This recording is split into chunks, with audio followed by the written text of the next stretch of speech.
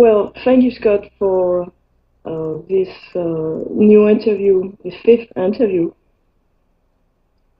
Um, Today, I would like to talk about the mind because we talked about the self, higher self. We talk about many things and consciousness also.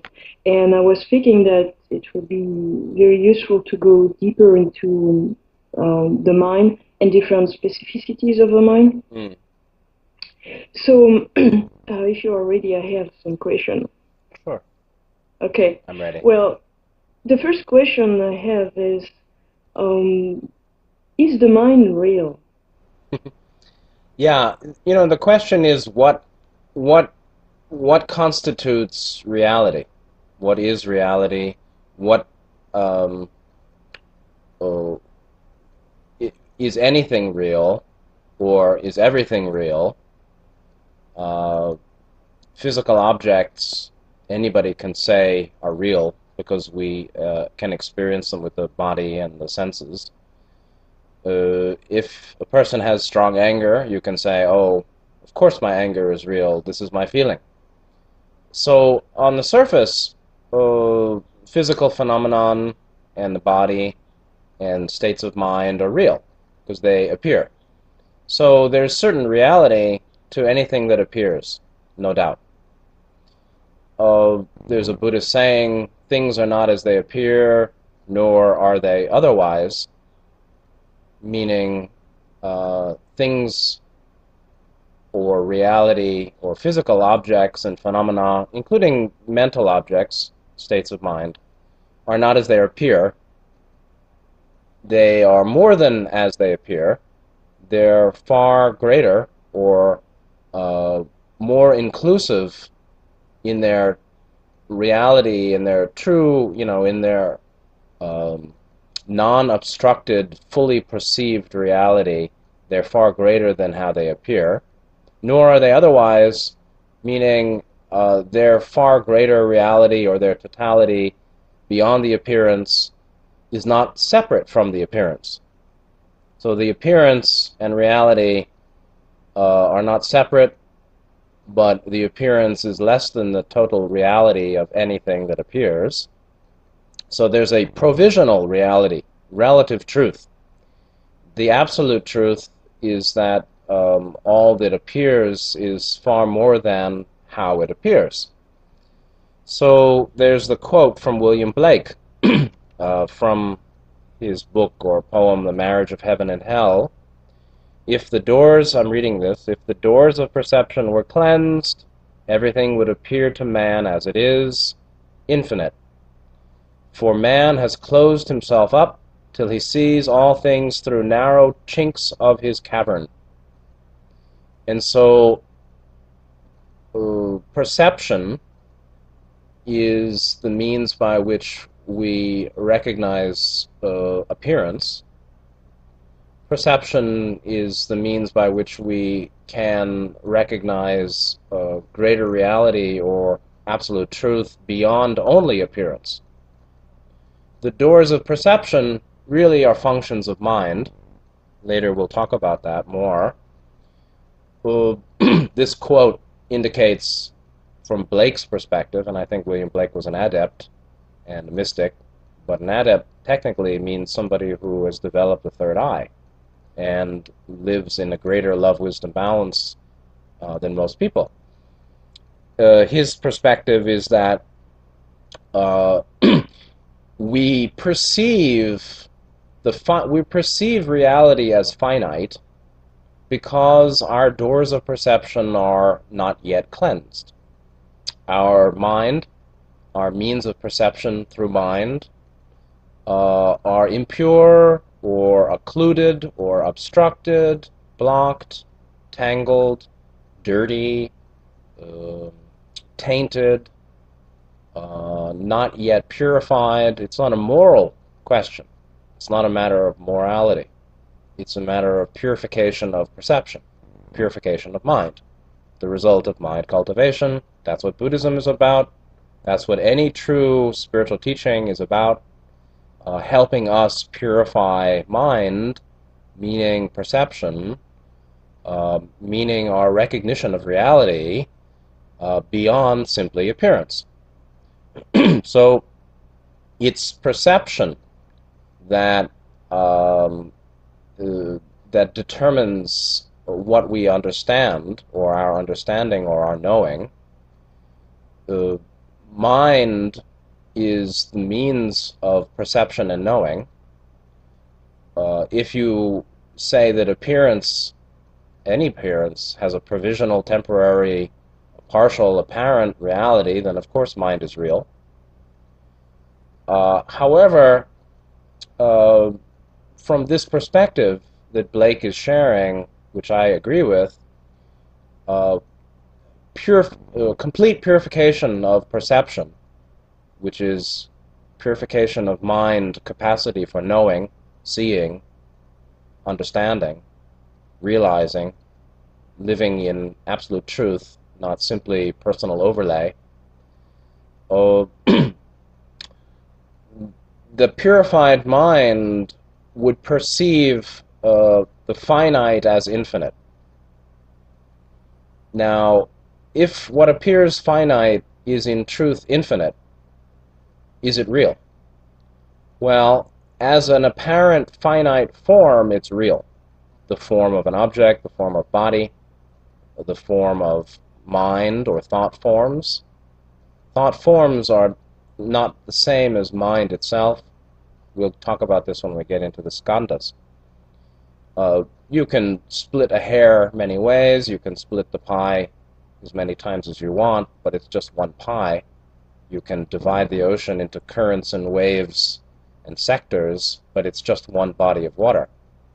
So reality as it is, the essence, its true nature, would be understood as a unified field that can be understood in partial division, or provisional form that divides it, that recognizes the finite. So as much as anything is real, mind is real. In comparison to physical form, mind is more real. More real because it lasts longer, because it's of a nature whose material, um, the substance of mind, as we'll get later talking about form and substance. The substance of mind, of course, is light. Light is love, light, or light, love. You know, light, Ra said, the nature of all energy is light. So energy is interconvertible with matter. So matter, energy, its true nature is light. Ra said the origin of light is the action of free will upon love.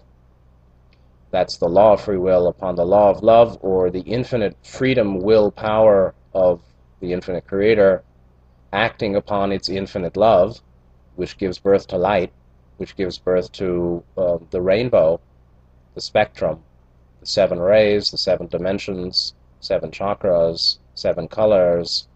That seven comes out of the prism of three, the law of free will, the law of love, the law of light, from the one. The one passing through the three appears as the seven. It's all real, but to the extent that we believe it's finite, that's not true. It's appearing finite, its nature is infinite, not finite. So, yes, mind is real, but mind itself is a form. So you see there's form and substance. So you can say there are thought forms, which are the forms that appear from mind, thinking, feeling. Later we'll talk again, when we get into the skandhas, we'll divide what's called volitional formations from consciousness itself. You can say that volitional formations are the thoughts, feelings, images, memories, the discrete material that appears in mind or is experienced in mind, while the substance of mind is consciousness.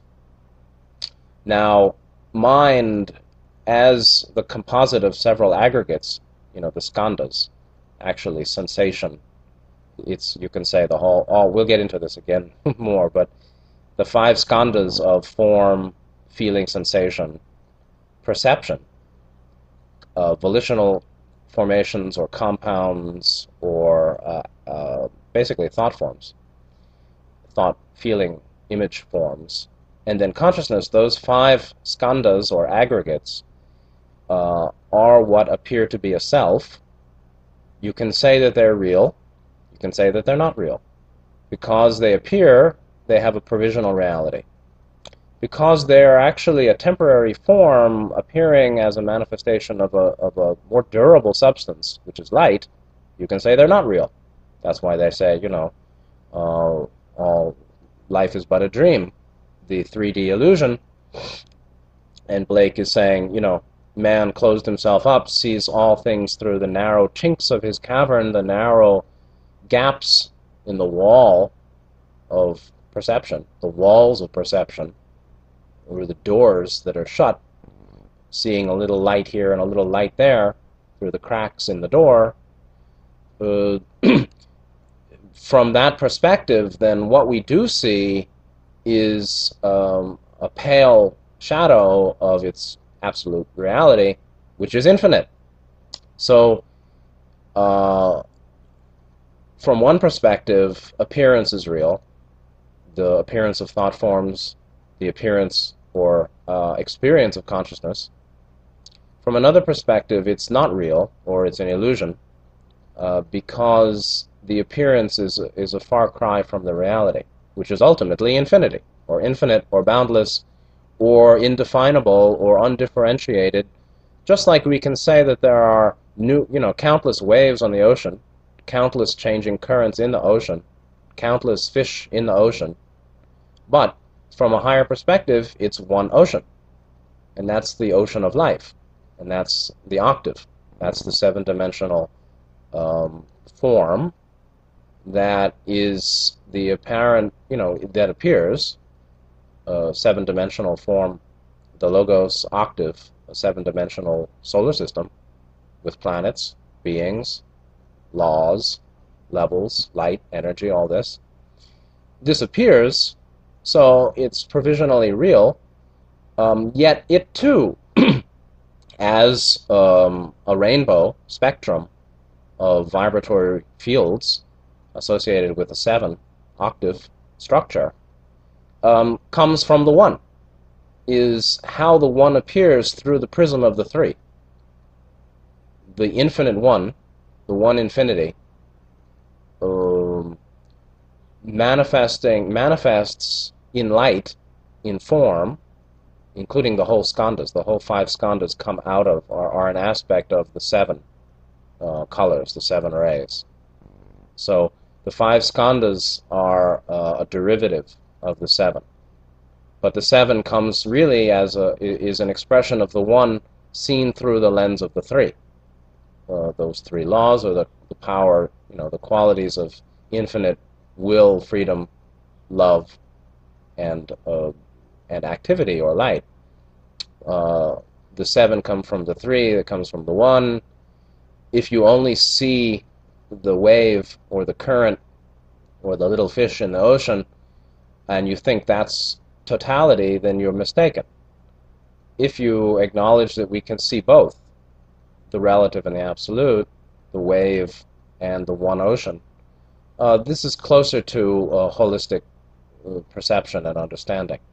So, yes, the mind is real to the extent that appearance is real, thought forms appear, consciousness can be experienced, therefore there's a provisional, a temporary, an apparent reality for sure, to the extent that all of that is a differentiation of the one infinite as the result of limited perception, unclean doors of perception. Clean is a funny word. It's not really dirty clean. It's more like obstructed. When the doors of perception are not obstructed, are blown off, wide open, there are no more walls, there's no more roof, there's no more floor, then one would perceive the finite as the infinite, and the infinite appearing as the finite. So from that perspective, it's not real, but in the end, a real Buddhist perspective is that what is cannot be expressed by words such as real or unreal. And so, uh, don't come here talking about real or unreal. Would a Chan master say to some student who's saying, is Buddha nature real?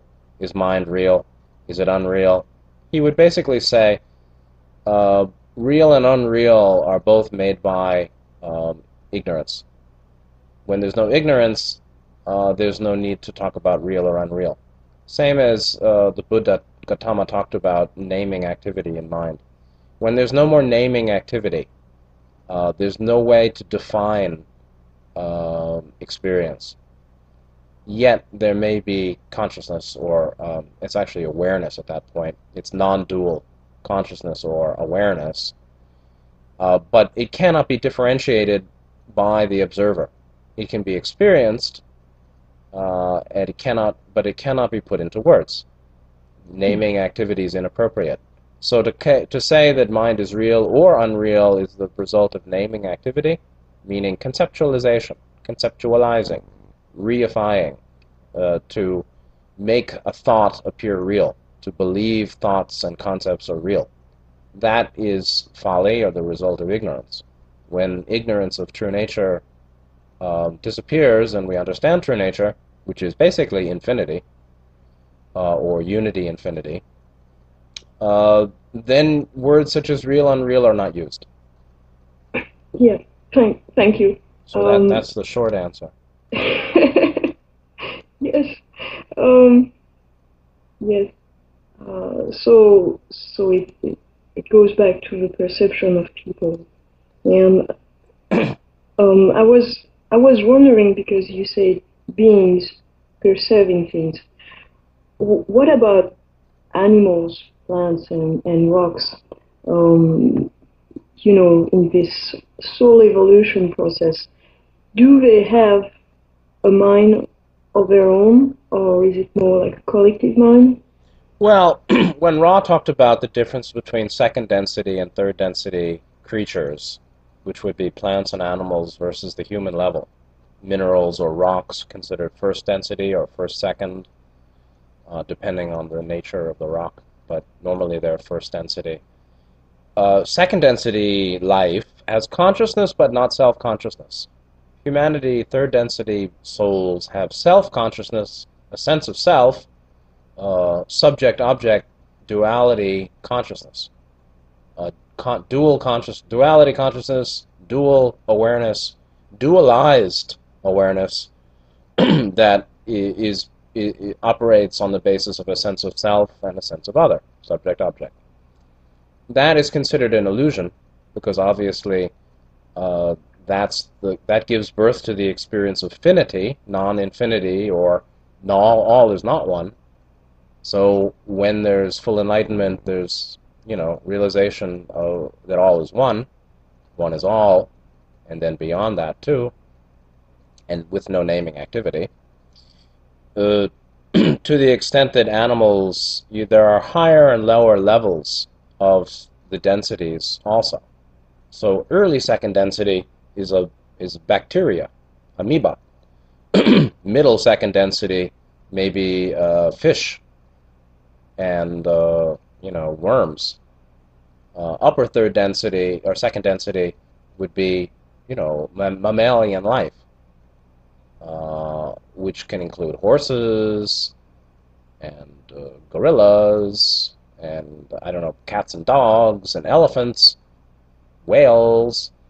Those creatures have higher degree or higher development of consciousness than the lower level second density beings, like bacteria. Same thing with plants. An old tree has a greater consciousness than a blade of grass or a field of grass. A little weed or a little bush has more consciousness than a little blade of grass. But a great tree has much greater consciousness than a young tree. So that's well understood by mystics everywhere that talk to trees or do meditation under a tree or can see the life of in nature, the soul in nature. But it's not self-conscious. It has a nascent, N-A-S-C-E-N-T, a developing germinal, initial, beginning, small sense of self. And the way that advanced plants and animals, upper levels of the second density spectrum of consciousness, the way they harvest to become human is to have some investment of a sense of self. That's why having a pet is a metaphysical act in the sense that it supports the investment into the animal pet of a sense of self. And so pet owners that treat their dog or cat like a family member or a friend or a son or a daughter or a pal are helping a lot so that the animal can develop a sense of self. Likewise, when trees are given a sash, a ribbon, or treated as a holy place, and meditation done there, and there's veneration of the tree spirit. Happens in Indonesia, happens in many Asian countries, actually, or Southeast Asian countries, East Asian, Southeast Asian. That helps the tree develop a further differentiated sense of self that leads to harvestability to third density. So yes, of course, plants and animals and rocks have consciousness. That is the substance of mind, we can say. Now, consciousness is also a function, but an aspect of mind being consciousness is certainly present in minerals, plants, and animals, more or less, depending on their level of development. So the other elements of mind are actually present too, meaning there's also perception. And there's some kind of thought form generation or volitional compounds. It's said that plants feel a little sadness at sunset because their beloved is going away for some hours, the sun. And so that's an explanation for the melancholic feeling sometimes of sunset. It's that the plants feel a little sad, missing their beloved father, mother, the sun. So yes, of course, plants, animals, rocks have a mind. It's the lower the animal, the more that it's operating, lower the being, more that it's operating from a collective mind. Like an individual blade of grass doesn't have much consciousness or individualized perception, but the field of grass has more. The fox in the woods has perception, not much volitional formation, they follow instinct, but some consciousness. The dog or cat or elephant may have a much greater developed perception and thought form creation, meaning it'll have a wider range of emotion or response than the lower evolved creature. So can we say that beings start to have a more personal mind as they develop a sense of self? Yes, absolutely. Yeah, the sense of self is a more individualized consciousness. And that's what you can see that with babies versus infants versus young children versus older children versus adults. As the years go on, from birth to adulthood, the degree of individuation increases. That individuation or individuality represents a crystallization of a personal sense of self or a personal mind, personal consciousness. Mind basically, is often equated with consciousness, but technically it would include the other skandhas like perception and sense. It would include feeling or sensation that arises in mind from body, and perception that leads to thought form or volitional compounds in consciousness itself. All of that would be considered mind, but sometimes we just say mind is consciousness. As that mind or consciousness is further developed by age and experience, there is a greater individuality and individualizing of it. And so you can also see that racially, although then people get attacked for being a racist, in that it's said, and I believe it's so, that certain genetic groups on Earth, which are called races, have more or less individuality, or the people are more or less individuated. So it's, the Western very racist thought of the savage races, which is wrong. However, it's not a matter of education. It's more a matter of the development of the mental body, the mental capacity. It's not a racial thing exactly, but there is a sort of mean position or development, mean, M-E-A-N, meaning average, of consciousness and individualization, personalizing of the mind or sense of self that is associated with different groups, you know. So it's an issue of mental development, actually. It's not moral, however. You can have people with very little mental development or groups that have very little mental capacity that are very virtuous, while other groups that are, more mentally developed are heinous or evil or deceptive or totally neurotic. So there is, though, this spectrum of development of consciousness that starts with the early plants and animals, pretty much. Minerals are a little different.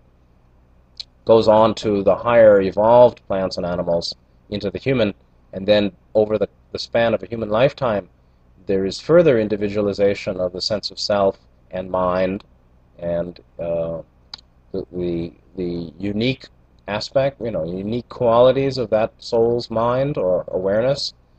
And then, of course, it'll either lead to harvest or not, depending on moral development. So, yeah, there's a spectrum, but they all have some kind of mind. Thanks. That it's very interesting. I was wondering, because you use the words elements of mind, and also substance and form and consciousness, feelings, perception. Could you for us redefine what is the mind composed of? Okay. Well, in the Buddhist understanding, let's start with Buddhism. There's something called the five skandhas. In Pali, it's called the khandhas, Khandhas, khandhas. Sanskrit is skandhas. In English, it's sometimes called aggregates. The word skandha or khanda actually means a heap, H-E-A-P, or a pile, and that's the original meaning. The Gautama's invention or redefinition of the word khanda, which meant pile or heap or bundle, was to basically say that the constituents of mind is like a heap of stuff. It's a very strange kind of redefinition. The stuff of mind, or the constituents of mind, are like a pile of stuff that's always in motion.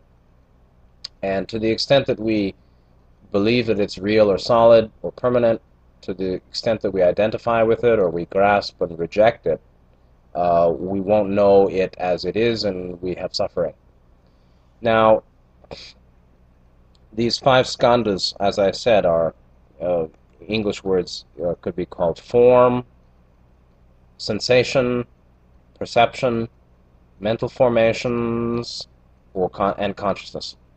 So form means the form of a body, matter, our body, and the physical world. Sensation is basically an energy experience in the body or in form based on some kind of contact, based on some kind of activity or influence of the body. So pleasurable, unpleasurable, I'm drinking tea, I'm happy to drink tea, it's a pleasurable sensation, or I bang my finger and that's an unpleasant sensation. So that's sensation, the second skandha. The third is perception. Perception is basically is also called apperception. It's the capacity to comprehend uh, form, the form of thought and the form of physical objects. So they're the perception, of touch, taste, smell, sight, hearing. Those five senses um, are in function or in play as a result of perception. So there's the five forms of sense perception. Perception of hearing, of sound, or of sight, or of smell, or of taste, or of touch objects.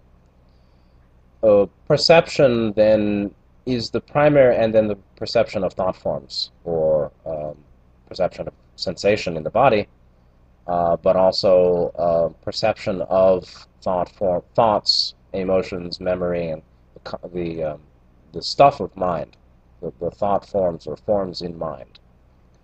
Now, perception in a way is everything, and the purification of perception is in many ways the spiritual path. It's perception that actually leads consciousness. Consciousness is an acknowledgement, and so these three skandhas, the first is form, then feeling or sensation, then there's perception, the five senses plus the mental perceiving or perceiving of thought form or elements of mind in that we can be aware of, thoughts and mind activity. Then there's mental formations or volitional formations, impulses. It's basically thoughts and feelings and memories and images and all the stuff of mind. And then there's consciousness, which is it's basically cognizance or recognition of perception. So it's very subtle. Perception is a seeing or knowing of something, whether it's physical with the five senses, or it's mental with the mental sense, mental perception. But the capacity to acknowledge that there is perception is consciousness. So this is a very funny thing. If there was no consciousness, there would be no acknowledgement of perception. So the animals have perception and consciousness. They just don't have the capacity to identify their perceptions as a self. A fully enlightened being has that capacity, but no longer does it.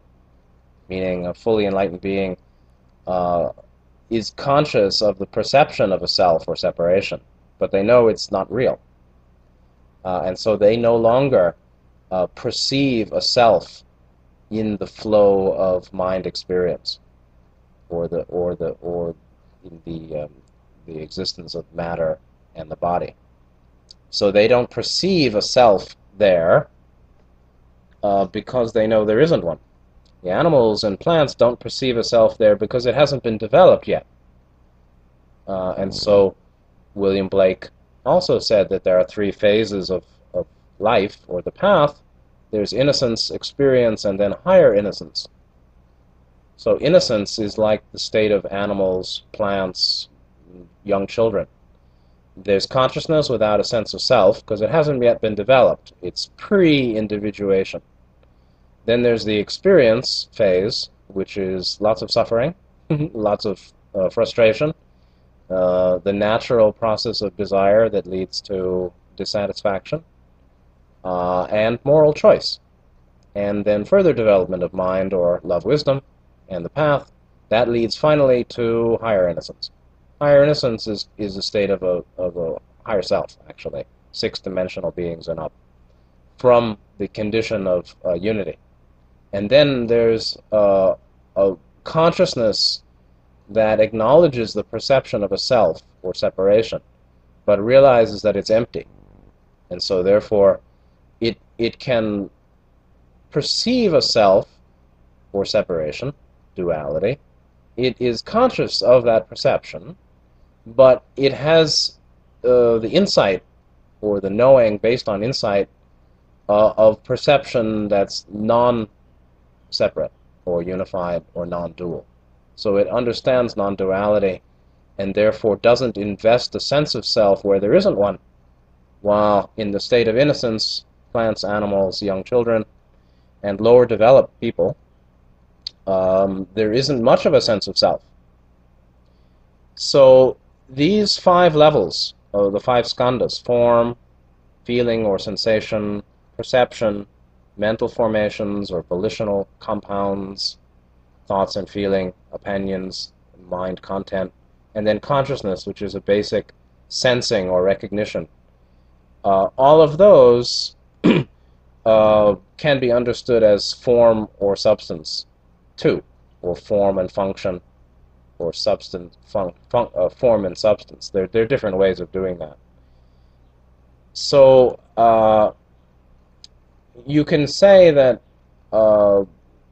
body is the form, which is the first word, form, of the skandhas. So form level, being body, represents a structure in which activity takes place, or in which function occurs. The function of mind goes through body, through form.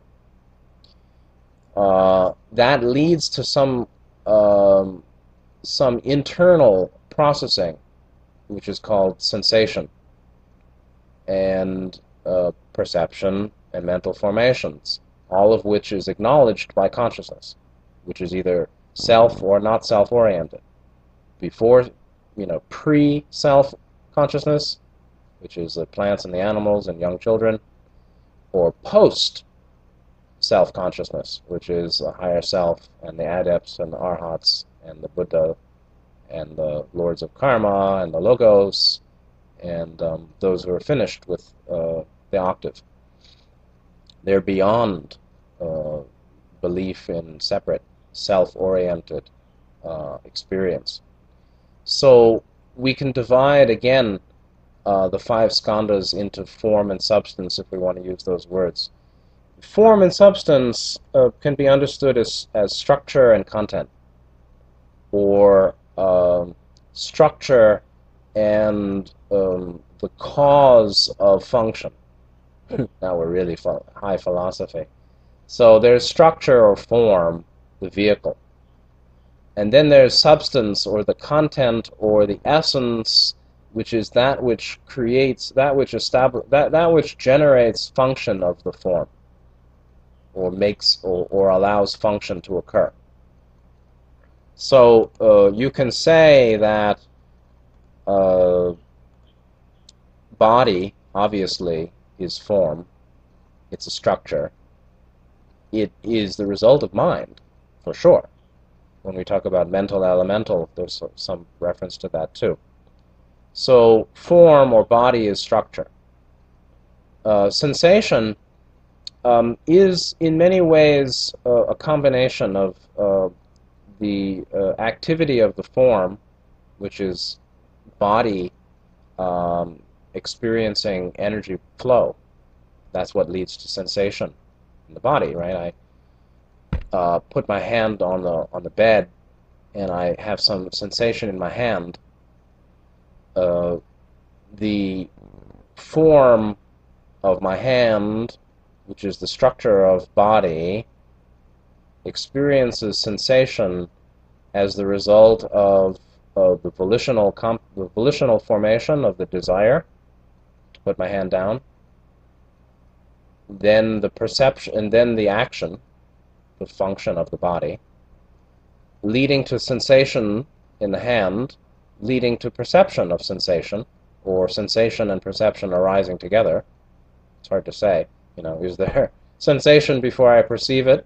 Well, I would guess so, because there can be sensation. People can lose their nervous function, so then there's contact, but there's no sensation of it.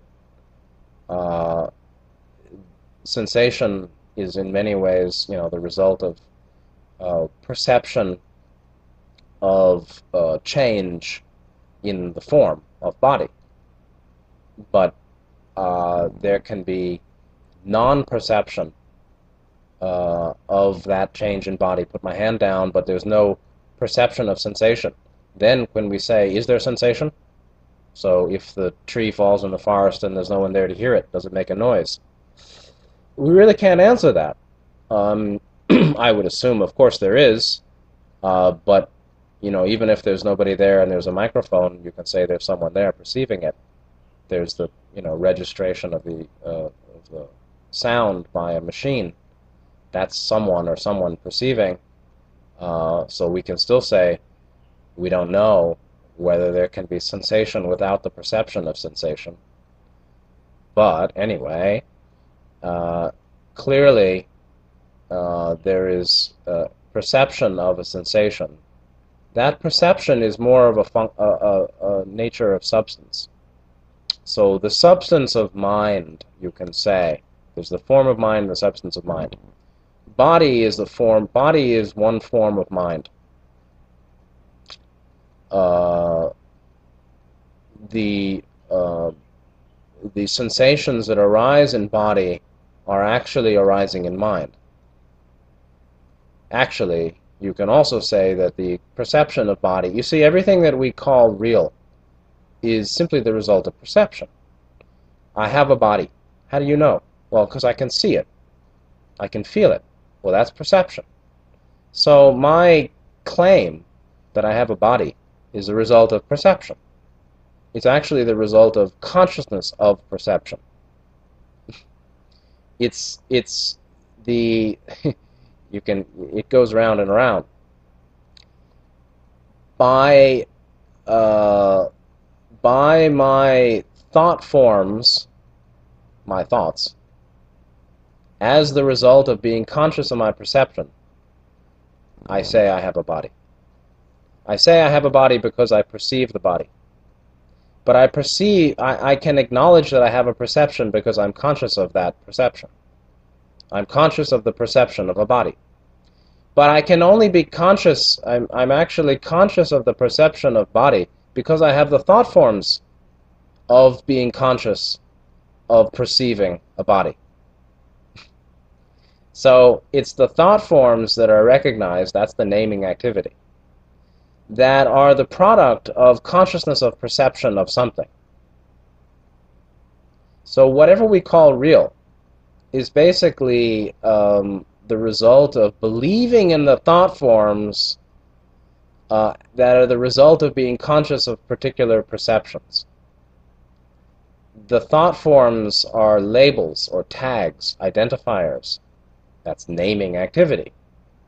The volitional formations, mental formations, compounds, mental habit, anything happening in the mind of nature of thought form and my willful conceptualization is the result of being conscious of certain perceptions, is the result of the consciousness of perception.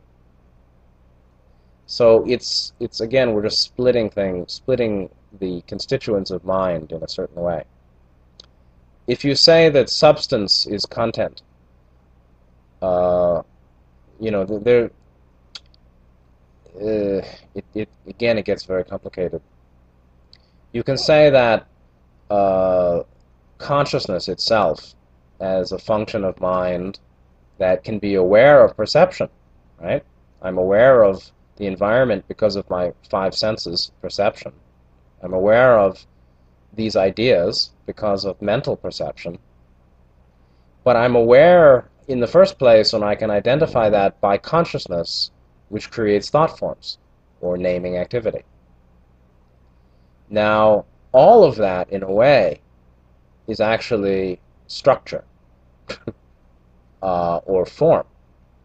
It's a very thoroughly conceptualized, delimited experiencing of now by particular perception and the consciousness of particular perception and the thought forms associated with those perceptions, and then thought forms reacting to those thought forms. Responses to my own naming activity, responses to my naming of my consciousness of perception. All of that, in a sense, is putting a head on top of your head. And all of that, in a way, represents uncleansed doors of perception. The Buddha said, even consciousness is born of ignorance. So, in the end, mind is infinity too. Infinity is mind. That's why Ra talks about intelligent infinity as the creator. The one infinite creator is intelligent infinity. That intelligence is intrinsic to infinity. That's universal mind. That is prior to naming activity. Before there's the capacity to name as the result of consciousness of perception. There is infinity, the infinity of the mind of the infinite creator, the mind of God, the mind of the being or the life that gave rise to creation. The mind of the life that gave rise to creation is the infinite mind, infinite intelligence, intelligent infinity. That's mind. That's the true mind. True mind is the intelligence of infinity. Everything else, and that could be called the substance of mind. The substance of awareness is intelligent infinity. The substance, awareness being sentience, actually, the capacity to perceive, but be aware of perception, the capacity to know, the capacity to respond or vibrate. It's basically the capacity to vibrate. It's vibration itself. Love, light, light, love, light, energy, matter is all vibratory. That vibration is intrinsically awareness. That awareness is, you can say that that's substance, or that's content, or that's the cause of function. But ultimately, that itself is a form or a structure compared to the infinite, intelligent infinity. Before there was light, there was intelligent infinity.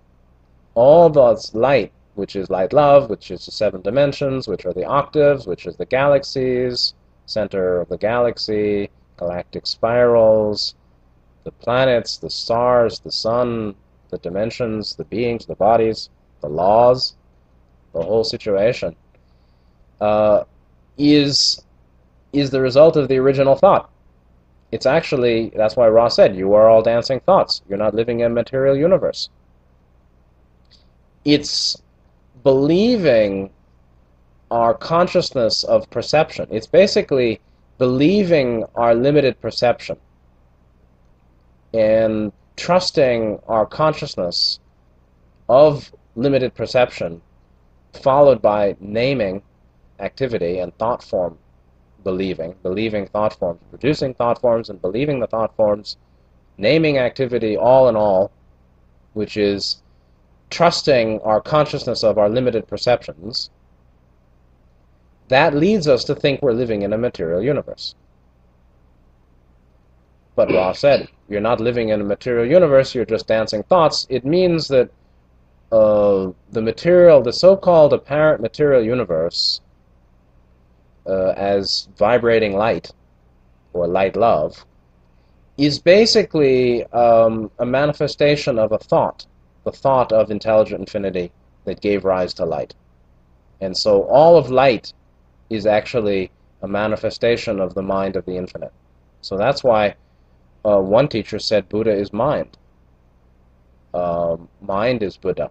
The true nature of mind is Buddha, meaning the true nature of infinite light love is enlightenment, or knowing the true nature of infinite love, light, light, love, is enlightenment. And at that point, one doesn't need the octave. One is finished with the octave. So, can we say that substance and form are a kind like love and light? Oh, Love being substance and form being light? you can say that yeah, light would be the form, and substance and love is the substance. You can say that, sure. The causative, it's a little bit like cause and effect. But there's also, um, you can look at it as cause and effect, but you can also look at it as two sides of the same coin, so two ways of looking at the same reality. Vibration being energy, energy matter, its nature is light. But the nature of that light is love. And so vibration, energy matter, is light love, and consciousness can be seen as love light. But they're really the same. I mean, that's what all is one mean. It really means all is one. Because, I was speaking about this idea of fractals, in sacred geometry, and the fact that the micro and the macro are kind of the same. And so I was thinking that um, we use words, but actually it's it's uh, it's like diminishing some aspects of something bigger. Yeah, Like love light is right. the biggest thing. I mean, it seems to me, I don't have the words to express it, but it seems to me like the biggest thing. Yeah, What is in the universe, and then as humans we perceive things and we restricted it, and so actually, we name it in different things to try to right, get control of it, and so we end up with these right, words right, because, like you said, we try to split things. right. No. Well, Yes. you know, the law of one, meaning that all is one, this is for real. This is, it means that every definition or every process by which we define elements is somewhat of an exercise in futility, because we're just splitting that which can also be understood as unified. So you can say that the ocean has waves and currents, and you can say the currents here do that and the currents there do that. You can also know the totality of the ocean moving as one body, moving as a single body ocean. And that shimmering, or that full body movement, uh, is not recognized when we get into the details. So uh, in the end, you can say that everything we're experiencing by mind is a manifestation of light love, and that's the biggest. But that's the biggest. That's not quite true, because okay, we can say that all we're conscious of would be perceptions of of phenomena. We're perceiving body, we're perceiving sensation, we're perceiving thought form, we're perceiving consciousness itself, we're perceiving uh, all phenomena. All material phenomenon are ultimately energy, right? Matter, energy. That energy is ultimately light. That light is ultimately light love, or love light. It's really love that came before that light. But that love is actually infinite will too. So what gave rise to light, the origin of light, is the action of free will upon love. Free will and love are not separate. But you can't, I wouldn't really say that what's the essential substance of phenomena, which is form, would be light, but that light is light love, And therefore, it's ultimately love light, meaning if we want to see a sequence, if we want to consider sequence, there is a moment before, or we can conceptually temporalize it into a linear sequence and say, there was a moment before let there be light, or with the galactic Big Bang, or the explosion of light from wherever, from the void, there was or could be perceived a linear sequence that there was a moment before the thought, let there be light, which gave rise to light, or the Big Bang, or the creation of galaxies and stars and octaves. The moment, let there be light, was the combustion of infinite free will and infinite love. Infinite free will and infinite love is intelligent infinity. So that's what's prior to all phenomena, or prior to light.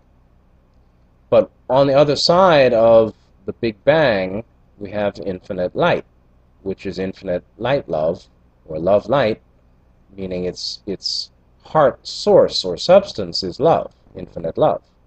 The heart substance, or the substance of all light, all vibration, all matter, all energy, is love. Because it's the quality of love, and this is not fourth chakra love, this is infinite love, non-dual, is basically, it's the freedom of free will. It's the portion of free will that's called free. Free will itself is love power, and that's intelligent infinity. But the nature of that intelligence is basically infinite love will, or free will. And that's prior to light love. Although, again, there's no time at this point. When thinking of this process, it's trans-temporal, it's pre-temporal. There's no time at that point before the drama saga of creation. But yeah, you can say that what is causative is substance, and what is resultant is form or structure, or content. Kind of that which functions. There's that which functions, which is the form. There's that which causes form and function, and that's substance. And ultimately you can say, sure, it's light, or light love, which is really love light, that is the fundamental substance of mind, awareness, that leads to consciousness, and the five skandhas, and the human, folly, or human spiritual path. But the ultimate substance is intelligent infinity, because that's what gave rise to the whole saga of apparent creation, and the dancing, the dancing thoughts. Your dancing thoughts, you're not living in a material universe, means that all this love light, or light love, that's vibrating or dancing, is ultimately in the mind of the infinite. It's nowhere else but in the mind. It's all in your mind. It's not your mind, or it's your mind, but your mind is the infinite mind. So you are vibrating thought forms, apparent forms, which is the form of body-mind-spirit complex, and a higher self over apparent time, dancing, vibrating, in the mind of the infinite one, that is immanent and transcendent both, in creation fully, actually, and out of creation fully, both.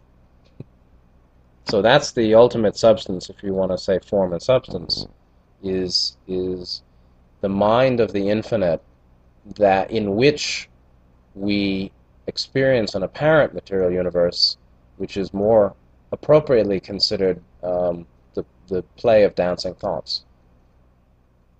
Could we say that it comes from also our education, or the perception that is given to us here in this society, that that everything is contained into something, like there's a box, and so there's the appearance of the structure of a box, and there's the appearance of the content of a box. And Yes. as long as we get this view of two separate elements instead of realizing that the inside of a box and the outside of a box are within the walls of the box, Yeah. something like. Well, actually, the thing is, yes, that's very true. It's the dualizing mind, the differentiating mind, the mind that believes in the perception of separateness, separation, separate things that are not one. It's believing in those perceptions or the thought forms of those perceptions that leads us to even indicate a difference between form and substance, or structure and function, for sure, or essence and appearance. That's true. That's exactly why the phrase is, nor are they otherwise. Things are not as they appear. Things or phenomena of matter, of body, of mind, of thought form, of perception, of consciousness, all that that appears is far more and far different, far greater than how it appears. Nor is it otherwise.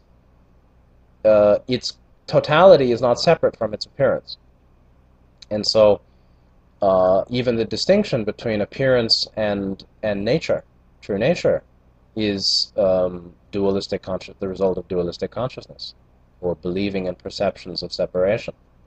And so that's why you can't say that it's real or unreal.